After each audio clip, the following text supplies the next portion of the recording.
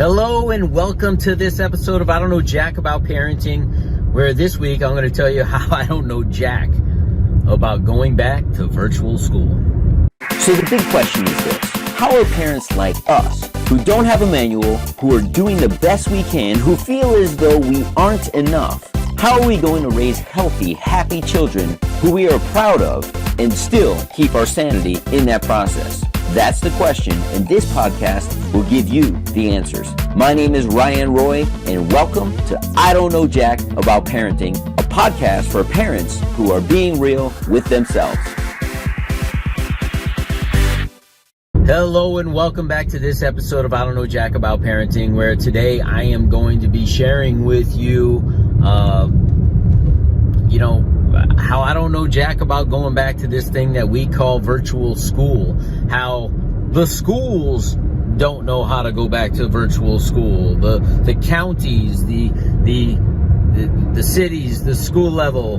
This is uncharted territory. And when we have uncharted territory, right, there's a lot of questions. And I'm kind of that guy that doesn't mind just jumping. I don't need to have every question answered before I do something. So I am grateful that there are those parents out there who do need that, because they ask the questions, and as they ask the questions, we have a community of people, right? Listen, a community of people trying to solve all the challenges and come up with solutions to all of the challenges that all the parents may have, the teachers, the school, as we are masterminding, if you would, what this is going to look like. I just thank those people who do that, because I'm the guy, I'm the dad, I'm the parent, I'm the person in most areas of my life that, even in school, I remember when I was in school myself as a kid, I was never the kid to raise my hand. I'm like, somebody gonna ask the question I have, and sure enough, a good portion of the time, not every time, somebody would raise their hand, and either through that question or that question specifically, my questions would get answered.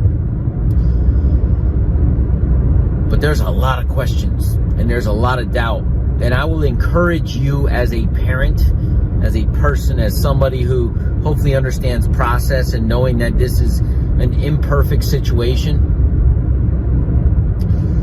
I encourage you to be patient with your kids, with yourself, with the school, with administration, because as I get on Facebook feeds, right, and I look and I was like, oh, this is so disorganized. How do you organize something that never happened before? And people will have the argument or the well, it did happen. It happened back in March, and they think they would have learned something. Yeah, it's going to be better than it was back in March. As a matter of fact, they had a whole summer to try to figure it out. But you got to remember, most of the summer, they thought they were going to be going back. So I happen to be in one of those fortunate scenarios where our kids are just now going back come Monday. And we just had an open house, and we had a meet and greet, and over the weekend, by the time this drops, it'll be tomorrow, Saturday, we're going to have a drive-through, pick up some materials that the school needs you to have in order to make this learning effective. And then we have a certain website that we're going to be logging into that was built by our county, that was in works for a number of years, but now that there's a huge need, they've ramped that up. And I've had people call in, because I'm pretty involved in the school, and like, hey, do you know how to log in? Why isn't this up and running yet? And I was like, there's 2 weeks before school starts. Give them time. Yeah, but I want to get a head start. Yeah, we all want to get a head start, but they're still working out the kinks to make sure it's right, so that when we turn the key, that door is ready and open to go. And I'm sure there's still going to be kinks, right? So I guess this entire podcast today is about patience. And I don't know jack about virtual school. I definitely don't know jack about parenting, and we're all in this learning process together. So give everyone grace, and if we have questions or we have doubts as to the ability of the people who are putting this together, I would say show them some grace, because they, just like you, are doing the best that they possibly can. And I think that's all that we can ask. And they're trying to answer questions, and I'll share. We literally a couple hours ago got off our open house Zoom call with my son's teachers, and he has two, one for English, one for Spanish in the 4th grade. And my wife said they didn't open anything up for question and answer. Like, normally we have a lot of questions. They know there are so many questions that they may not have answers to, that they said, we're going to give you an opportunity. Please email us between now and a certain time. I don't know what the time was. I had left the call early for another meeting. And you get 3 questions. And we know there's going to be duplicates. So if we get 3 questions from every parent, there's going to be some overlap. But we're going to answer all those questions in an FAQ that we will put together. Because what's going to happen is there's going to be a parent like myself who wasn't there to hear it. And then they're going to ask the question again and again and again. But if they put it in one format, right, because they've been dealing with questions over and over, then it's all down written in one place, and the majority of those questions could be answered through that 20 or 30, hopefully, very common questions that are there. So just show each other some grace. One of the best things I heard on this call, as everyone's asking, well, how do I get in? How do I get logged in? They said there is going to be virtually no learning or teaching being done as far as curriculum in the first 2 weeks.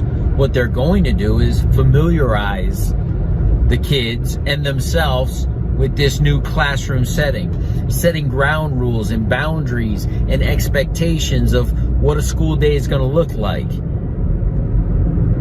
In this Zoom platform, we normally raise our hands in a classroom. We're going to have to write the question on the side and wait to be addressed, versus just waving our hand because the teacher's teaching and may not see it on the screen.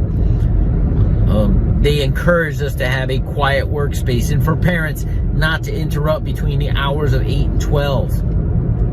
And my wife came out saying, wow, they covered some things I didn't even think of. And I was like, yeah, because they got this. And we got to have them. We need to support what they're doing as they're giving us guidelines nearly a week before school even starts. And them telling us for the first 2 weeks, we're just going to practice this new routine. So if you have any doubts, don't. If you have any questions, know that they will be answered potentially in time. Unless you have a very special needs situation, a special needs child,